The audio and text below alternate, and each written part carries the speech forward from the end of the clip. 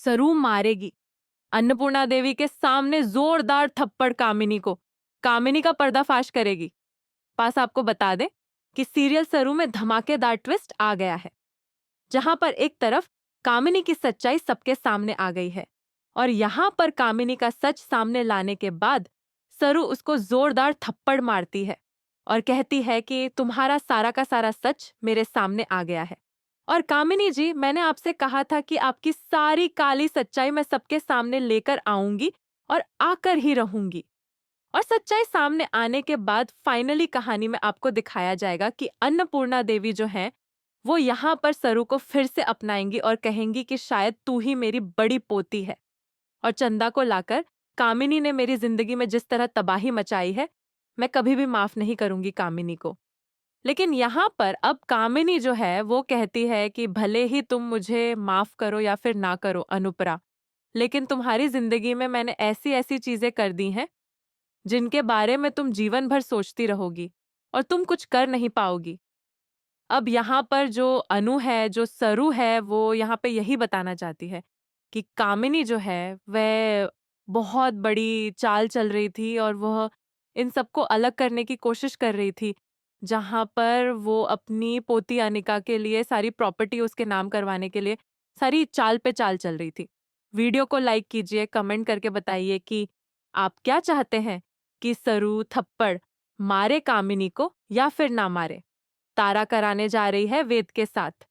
वामिका की शादी और यहाँ पर सच आने वाला है वेद के सामने। आपको बता दें कि सीरियल सरू में एक धमाकेदार ट्विस्ट आ गया है, जहां पर एक तरफ सरू ने कब्जा कर लिया बजाज हाउस पर,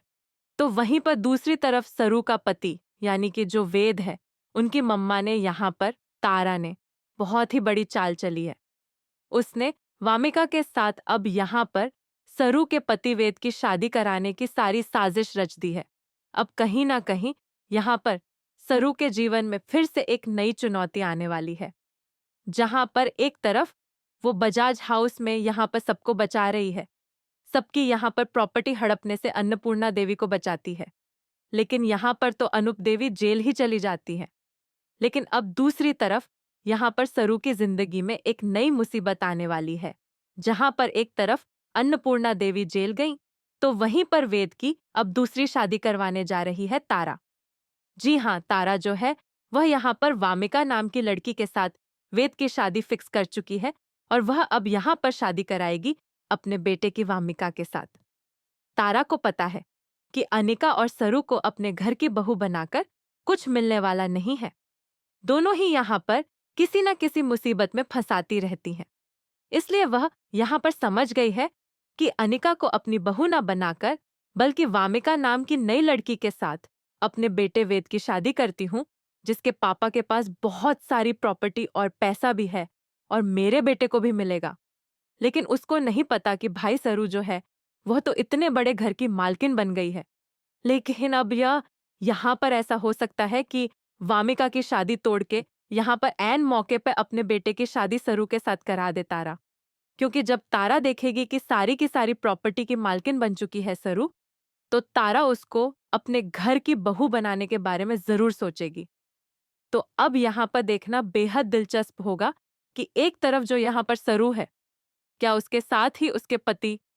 वेद की दूसरी शादी होगी या फिर वेद को यहाँ पर सरू से हाथ धोकर बिल्कुल यहाँ पर दूर होना पड़ेगा और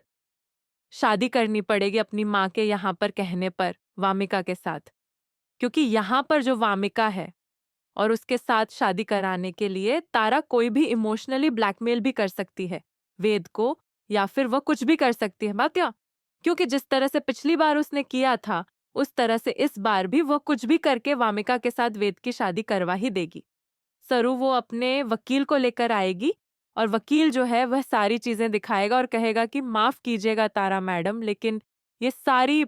प्रॉपर्टी जो है वह नाम हो चुकी है सरू जी के, और सरू जो है इस घर की मालकिन होकर ही हो जाएगा कि भाई सरू जो है नए अंदाज में तो आएंगी ही आएंगी।